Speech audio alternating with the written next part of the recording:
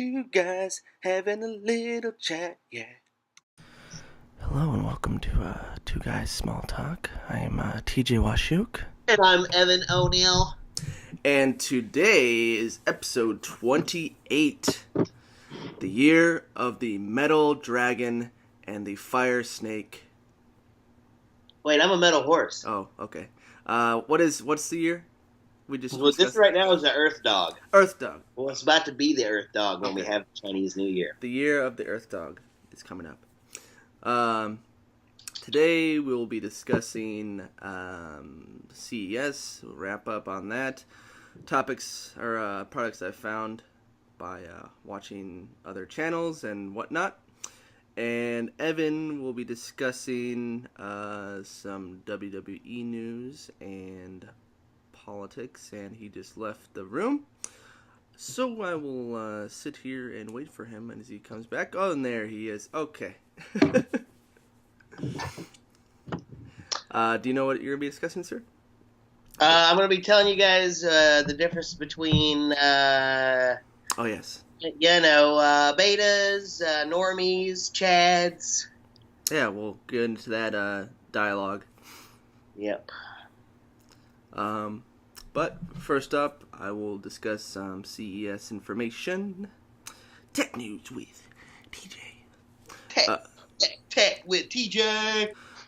So I have a list of products that I saw on the show floor, or not myself, but other people have seen on this show floor, and I just wanted to discuss them because I thought they were badass.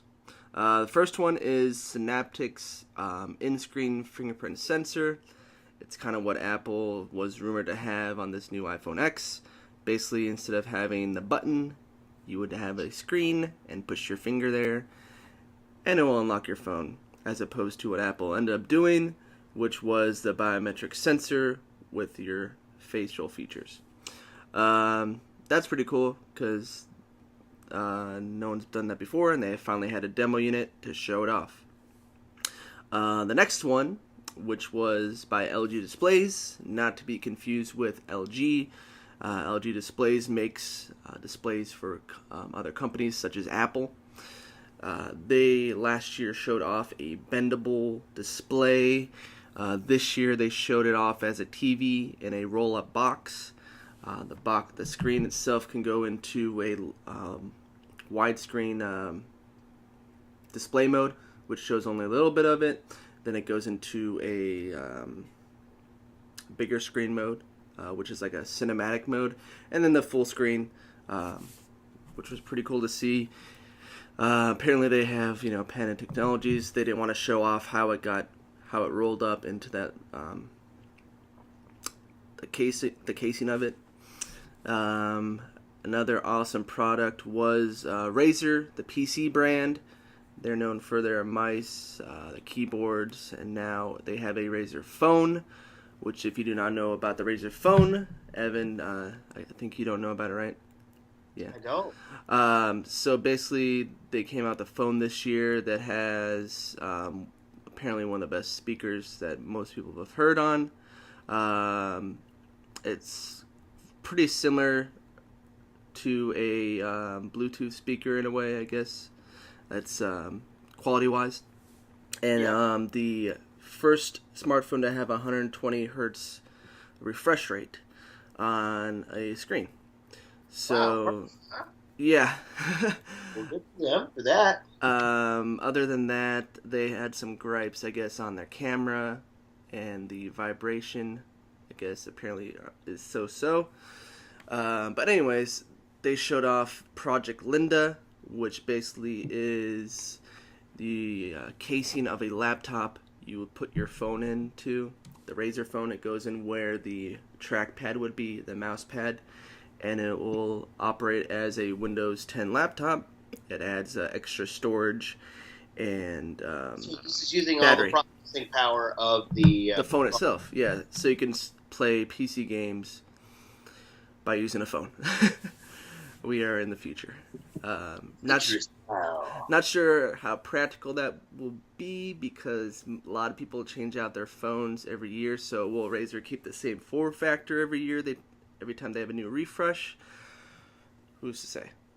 Yeah, who is to say? A lot of what Razer does, though, at CES is shows off projects. They're not actual products. Like one year they had that tablet controller. I don't know if you remember that. It almost was like the Switch. Another year they had a stackable module computer where they had module parts that stack onto each other to add. They're trying to innovate. They're innovators. Yeah, they have, I guess, money to spend.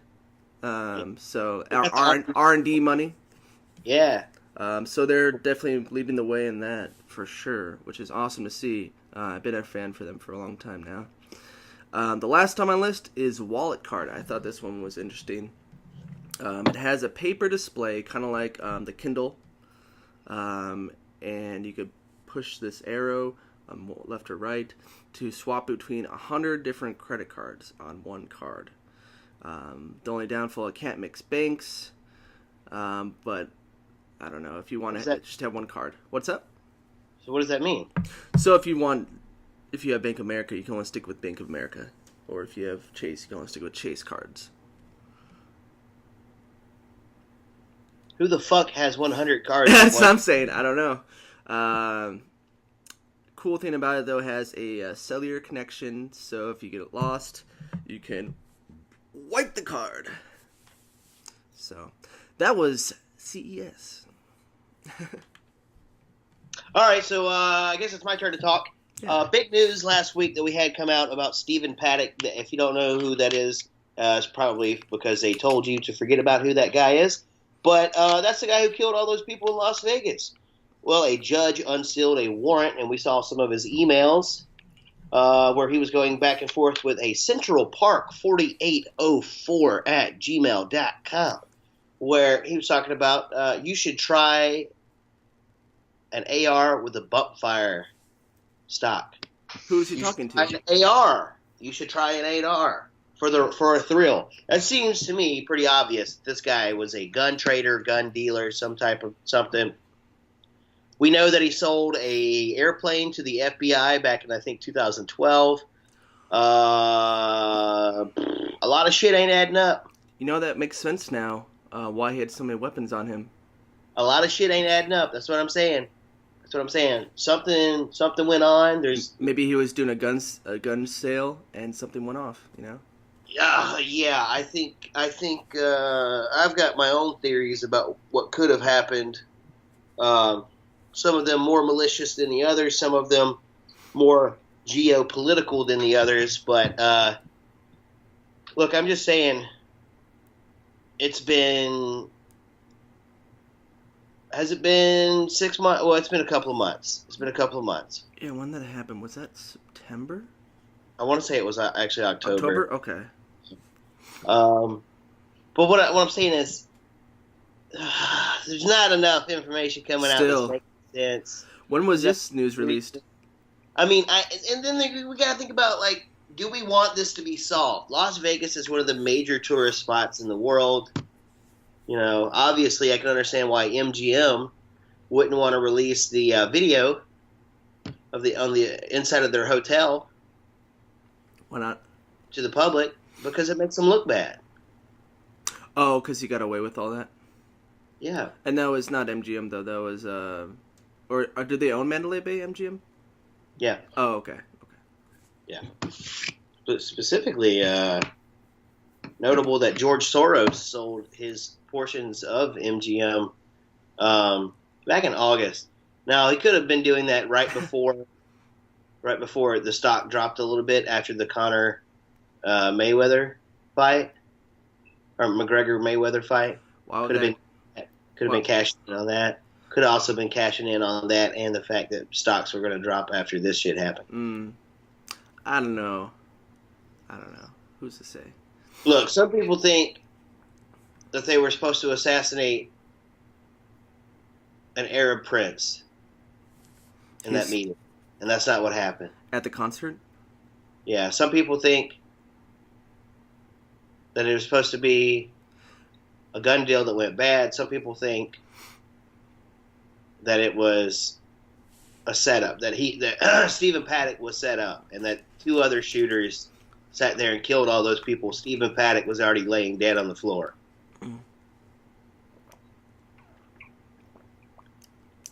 I mean, it's hard to say. There was no footage shown. Apparently, there was a security guard involved, right? Yeah, he went missing for a couple of days. Yeah.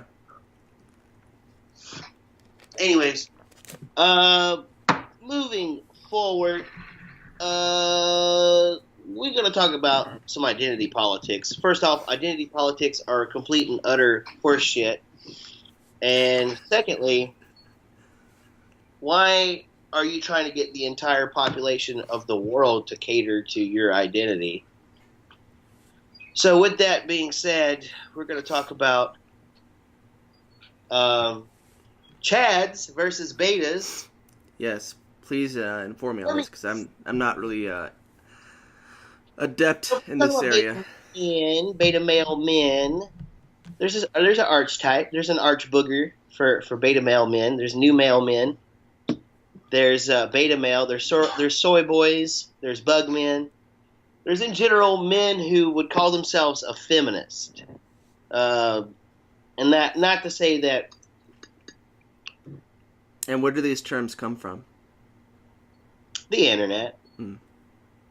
Yeah, a collective groupthink. Okay. Of more masculine men fighting for their identity, fighting for the identity of all males to not be as feminized. There's some belief that since the 1950s, there's been a feminization of this country, particularly in men, particularly like we see it everywhere. We know we're just supposed to know that men are gross. Well, isn't everybody different though? Like it's not black and white. Yeah, it's not black and white. But I still just yesterday I saw an Instagram post of a feminist friend of mine. She was talking about the Aziz Ansari accusations, which I thought were fake. I think it's real. No, I think it's real because he responded. Okay. Well, I saw his response. I couldn't tell if that was fake. Oh, okay.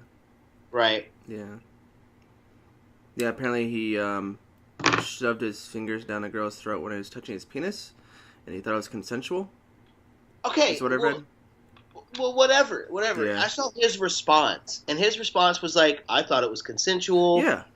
You know, the next day we talked about it, whatever. Exactly. And I'm like, all right, so you're going to sit here and crucify the guy?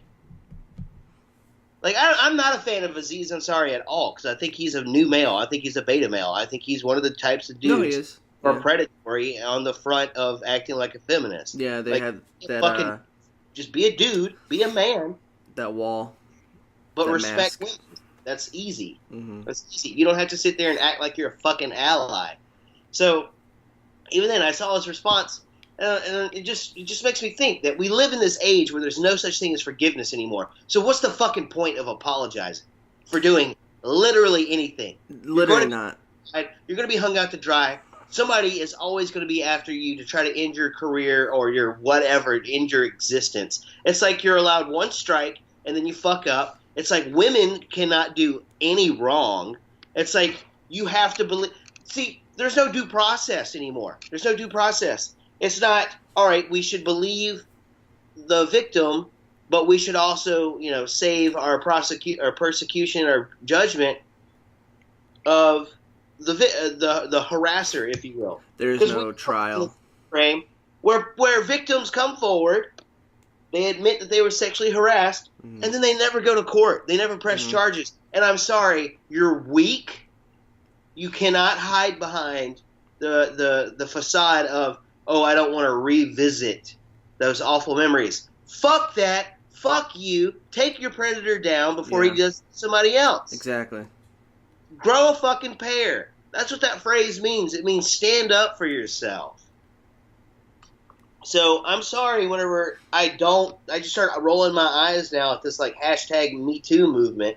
Mm-hmm. Like, I'm just like, whatever. You guys aren't doing anything. You're not making the world a better place. You're just asking for your 5 minutes of attention. whether it's true or not. Yeah, I mean, and I don't want to downplay victims at all, no. Not at all. But I mean, I can't take you seriously if you're not pursuing justice. I'm 27 years old, man. I was raised in the 90s. I was raised and taught to respect people, to respect each other, to treat people the way that you want to be treated. Oh, and also to fucking pursue justice and not just hide behind the keyboard and feel good because, a band I don't like accused an accuser, or I'm an accuser. Sorry, I got distracted. You're good. I mean, I saw recently in the news that there was this pastor that made sexual advances with a teenager like 20 years ago, and he's apologizing about it, and he mentioned like at least 4 or 5 times in his speech that was 20 years ago. I'm sorry. That was 20 years ago. I'm sorry. Yeah, right. You know what? That's what Jesse Lacey from Brand New did with his thing. It was a long time ago. He's like, it's 10 years ago. I'm sorry. It's 10 years ago. I'm sorry. And you know what? I mean, it's 10 years ago. He's got a family now. I mean, you change as a person, I want to say. You know, you change as a person every year, even. You're a different person every year. We don't live in a time of forgiveness anymore. There's no chances. Yeah. This guy deserved a second chance. Oh my god. Is he still alive? No. Okay. He's dead, dude. Ricky is dead.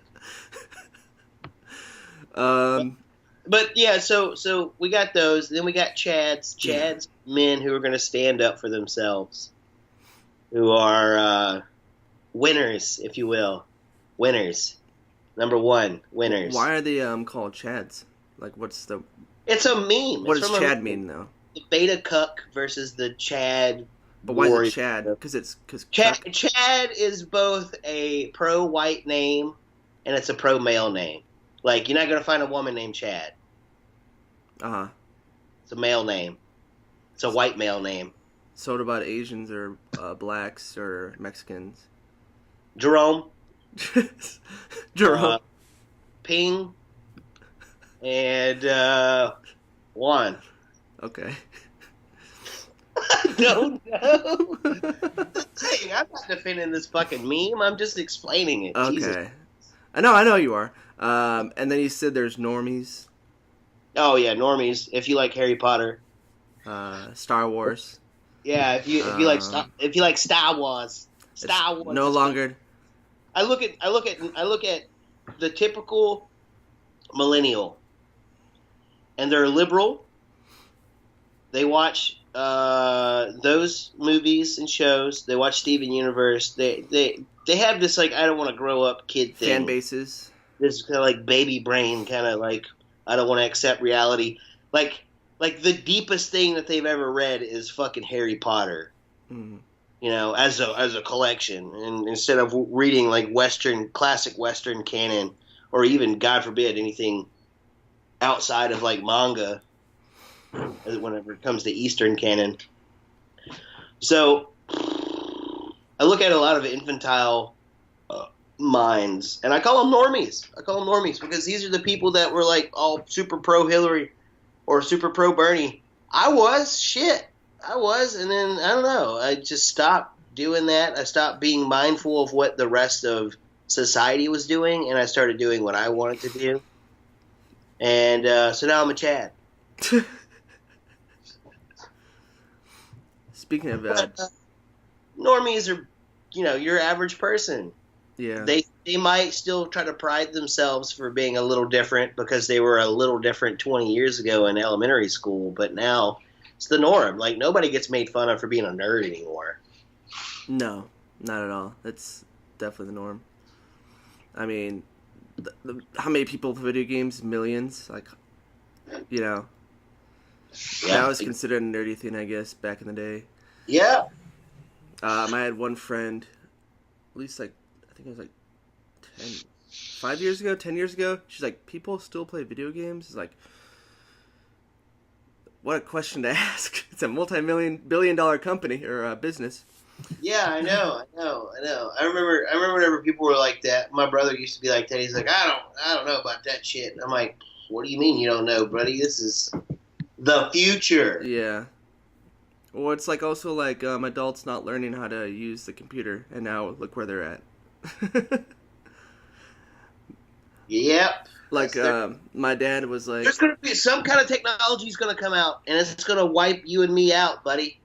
"Oh, We're yeah." not going to catch up to it soon enough. My dad's like, "I wish I learned programming when I was in high school, because that's when it first started coming out, or in college. Sorry, in college when he was in college." Yeah.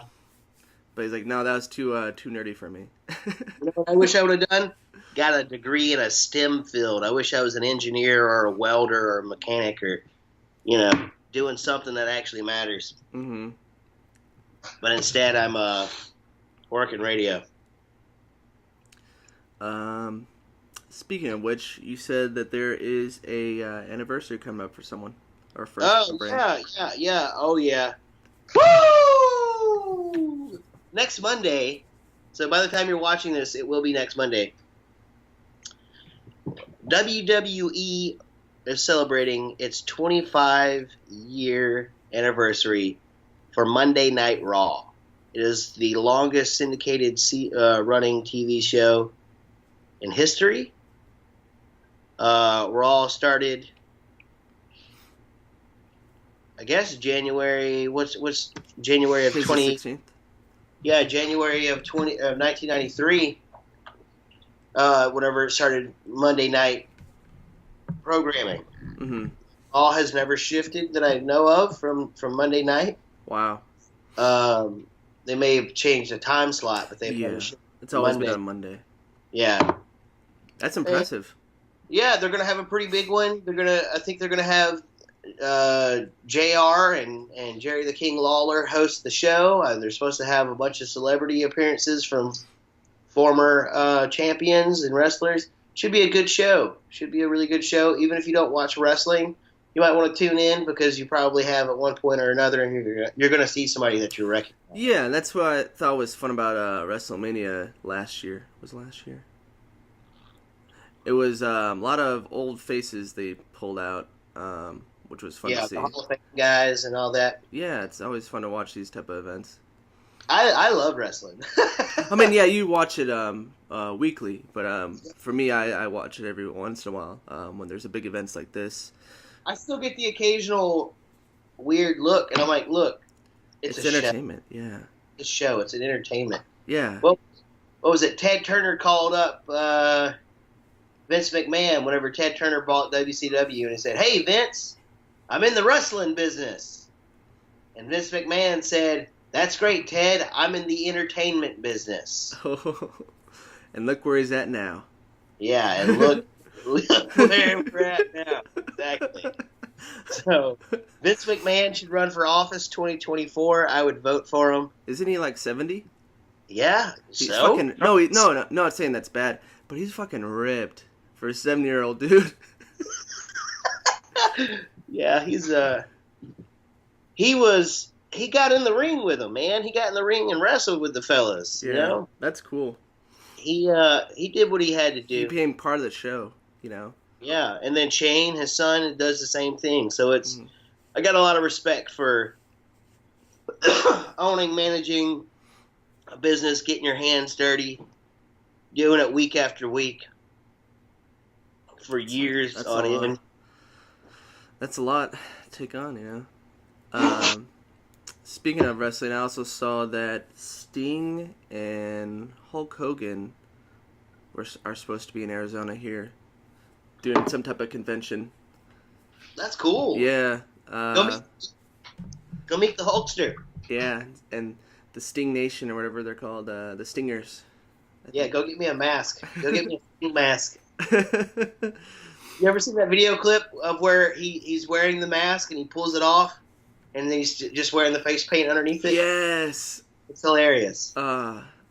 It's like he's pretending to be Sting, but then actually... Apparently, Sting owns property here in Louisiana in Dry Prong, a couple of minutes north of where I am. I mean, that's what I had always heard growing up. I don't know how true that is. But, I don't know. People like Louisiana for whatever reason. I like it. I don't know. It's a nice place to visit. Good food, culture. Yeah, exactly. It has a lot of different culture over there. Moving on. Have you been watching anything or anything like that? No. Yeah. I started this one series that just started on Netflix. It's called Myths and Monsters. I only watched the first episode. Basically, is what they discuss is the philosophy or the background of myths and monsters. At least in the first episode, they discuss this one guy. Sorry, I don't have it right now. But he made a book back in the 40s about like the 11 truths or something of a protagonist or something like that. Sounds vaguely familiar. But basically, Star Wars, George Lucas used that format for Luke. Right. So kind of gives you like examples of these scenarios and whatnot. But there's some artwork that they show off in the show, which is awesome. I like to see that. It's like they have like paintings and whatnot. So I think I'm going to continue watching it just because it's an interesting show. Other than that, I haven't really been watching anything. I've been playing a lot of games. I just finished Drake's Fortune, the first one.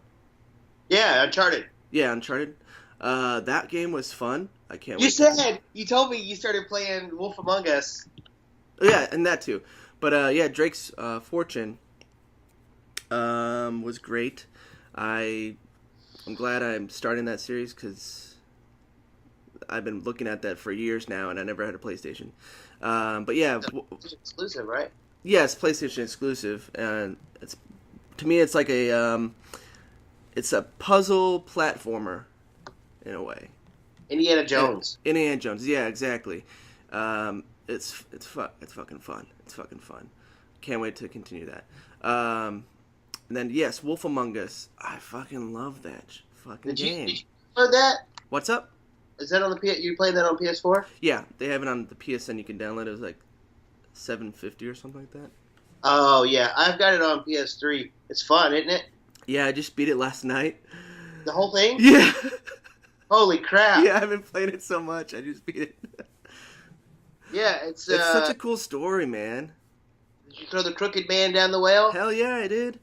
Yeah, fuck him. Fuck that guy. I wanted to kill him, How'd you like it whenever you turn into big bad wolf at the end? Oh, when you turn into the giant wolf. Yeah, when you go. Dude, that part was stressing me out with all those Bloody Marys jumping around you. Yeah. That's cool. Apparently, David or Gerard was saying that they're making a sequel. Yeah, there is a series. It's based off a graphic novel. Mm-hmm. I saw at the end it says continue the story by our graphic novels. Yeah. Well, at the end it has follow the mermaid or let her go. And I thought if you followed her, it would continue, but it doesn't. Doesn't even do anything. It just ends right there. That's the end of season 1. If they ever make a season 2, it's been a couple of years. I hope so. I love... That came out in 14. Yeah, I know. I love it, though. I love the aesthetics. I love... Yes, it's like... music. The intro. Yeah, dude. The intro is like almost like a drive, like Hotline Miami aesthetic to it. Yeah, I love the fact that it's a good show. I mean, and then Fables is an interesting... That's what it's based off of. Mm-hmm. It's off a graphic novel. What's Fable. Bill something. Bill Williams or something like that is his name. The guy who made the Fables. If you give me a second, Fables. Okay. Bill Willingham. Yeah, that's it. Okay. It's good. It's good. It's Telltale, though. It's a Telltale game. So if you've never played one of those, it's a sort of a story game.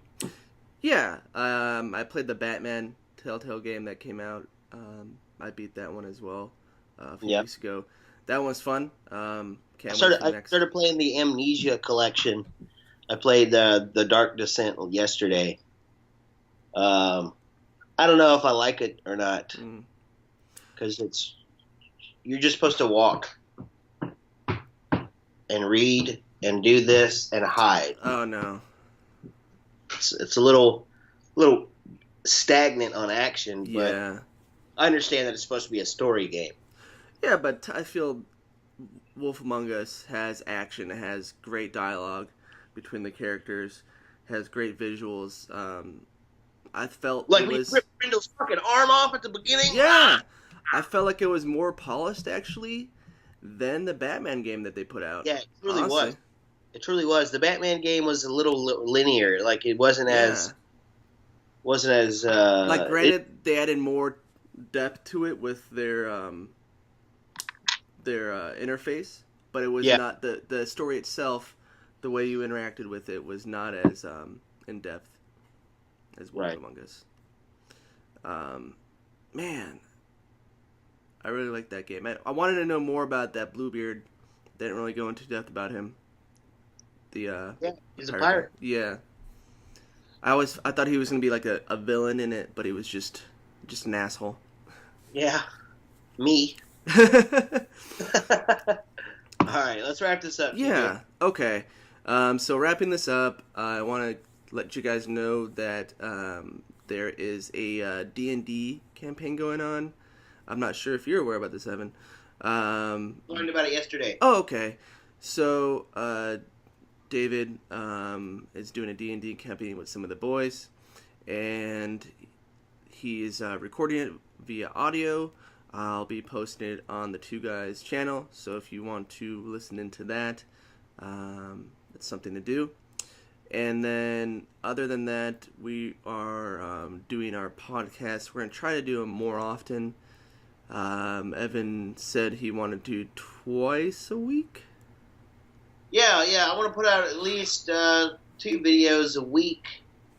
Hashtag bring back cooking for Two Guys. Yeah, I need to do that, but trying to figure that out with my schedule. Well, if we can't figure something else out, I guess I'll nut up and start Evan O'Neill's Hate Machine. I just have so much in mind for it that I for the presentation, pre-production shit that I want to work on. I'm really trying to make it like as much of a visual experience as it is a listening experience. Yeah, man. And if we both need to collaborate on that, I'll definitely work on that with you. But anyways, as always, please comment, like, and subscribe. We always appreciate that. Thank you to our listeners and our viewers. I am TJ Wasiuk. And I'm Evan O'Neill. We love you, and good night. Good night. Buy a shirt.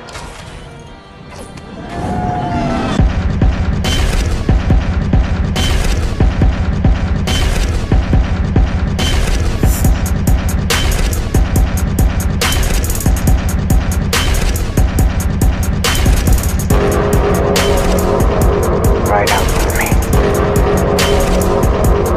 So much better.